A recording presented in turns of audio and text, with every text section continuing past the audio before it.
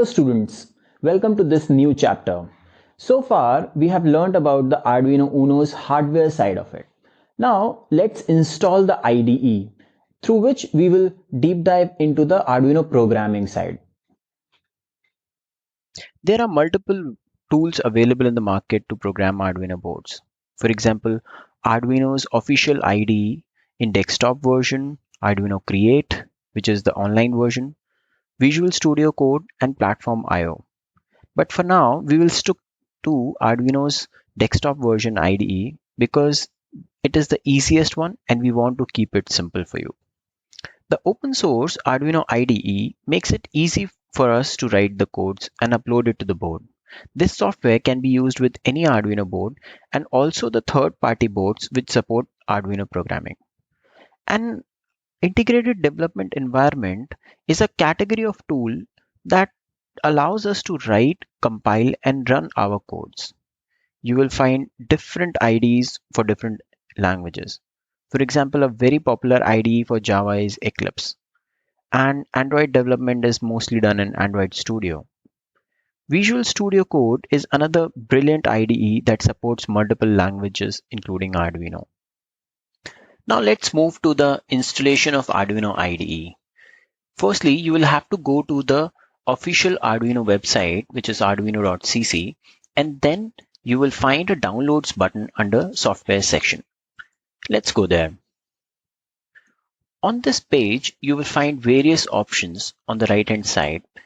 Based on the operating system that you are using, you can select your option.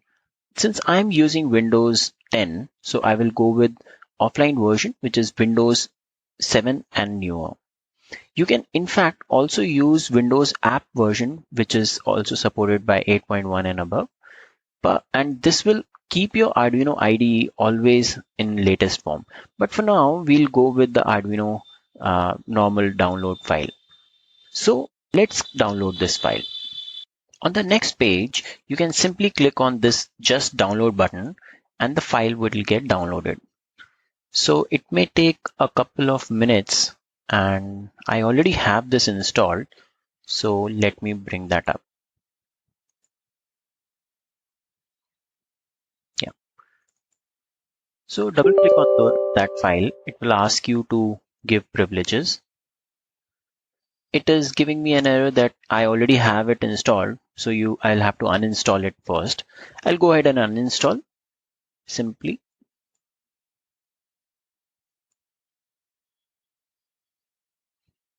It's a very simple normal installation process where you have to click next, and you will be done.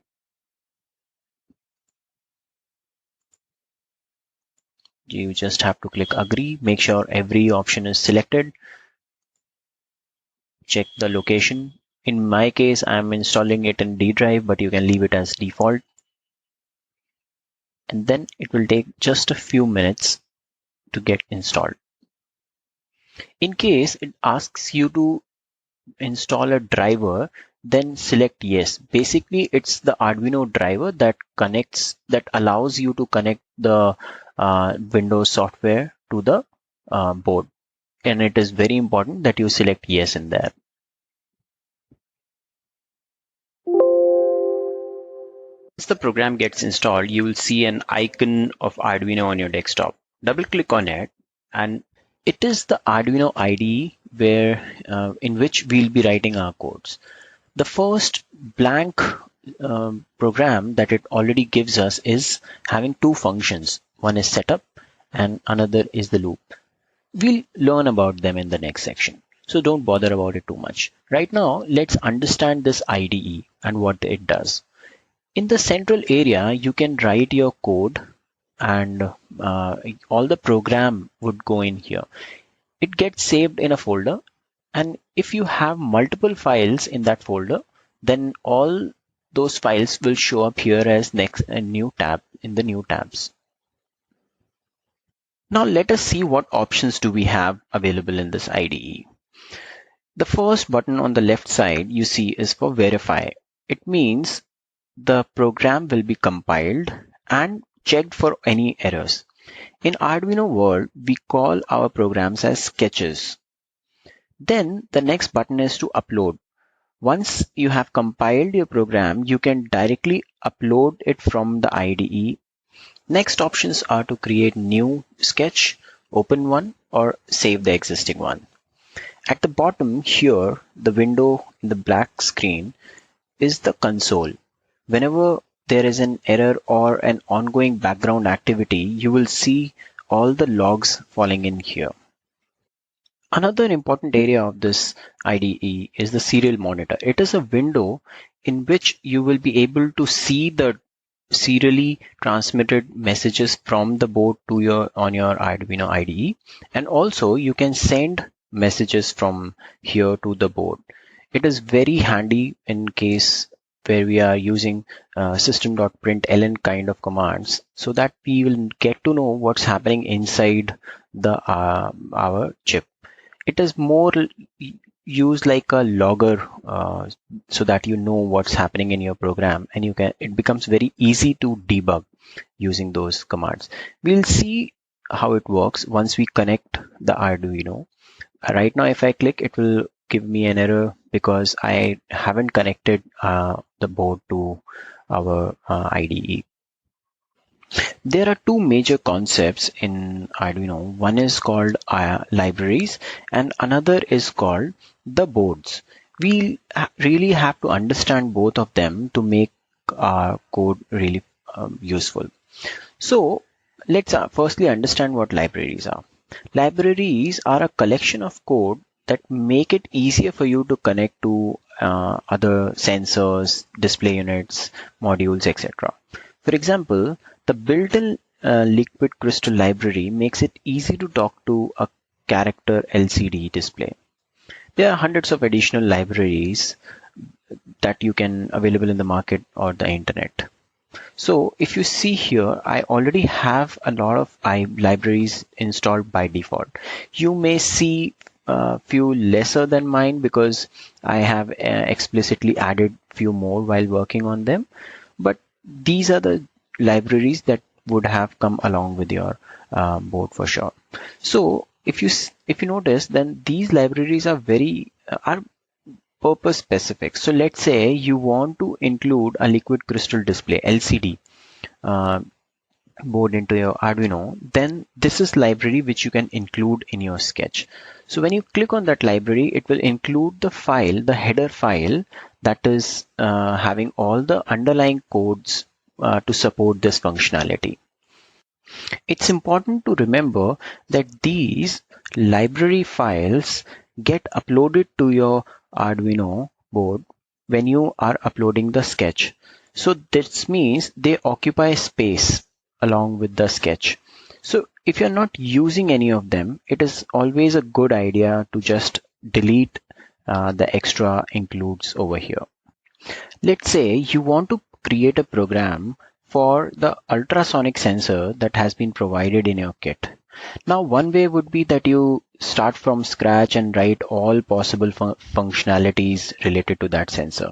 Another good way is to search for an existing library because somebody or the other would have certainly created a library for all the functionalities of that sensor. Now, let's see how can we include those libraries in our IDE. There are two ways to include a library in your sketch. One is using library manager. Another is through adding it via a zip file. A lot of libraries are freely available on GitHub where you can download the zip and include it using this option. Let's look at both the ways. One is through using the library manager. So if you click on library manager, a window like this would open, and here you can search for a specific sensor, or so in our case it's SR04. So let's search for it. See, you have got a lot of libraries for different from different people. So let's say we like this one and we'll want to install. So you can click on install, and in a few minutes you will see that it is installed. There you go. Now another way would be using the zip file, that is uploading the zip file from the GitHub. So you can actually go to the GitHub download, search for that particular sensor file library and download the zip file. Once you have the zip available, you can simply come here, go to the sketch, include library and add .zip library. This way also you are basically doing the same thing which you did through manager. Some of the libraries are not available in the manager, so you may have to use it, but using library managers, I think the preferred way. Okay, now let's look at the boards option. Under the tools menu, you will see a topic on boards. Here also you can find board manager, which is very similar to library manager. So if you don't see a particular board in the existing list, then you can actually add it through here. Let's say you want to install or program a Intel board, then this is the place where you will install, and all the background or the configuration files related to that board will get installed or added here.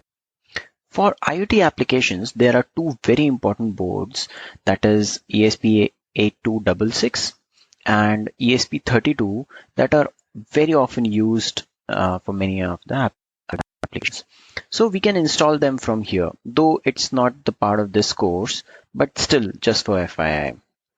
Now let's see what else is there. So let's say you are going to program Arduino Uno, then you have to select the right board from here. Otherwise, your program may give you a lot of errors. So before uploading or compiling a program, you need to select the board from here. Once you have selected the board and connected the board using the USB cable, a port number will start showing up here that you need to connect, and thereafter only you can upload your program into the microcontroller. This brings us to the end of current lesson. I hope by now you have a very good understanding of how Arduino IDE works. Please install it if you have not done already, because we would be needing it when we program. In the next lesson, we'll go through the basic coding for Arduino. I hope you're as excited as me. So, see you in the next lesson.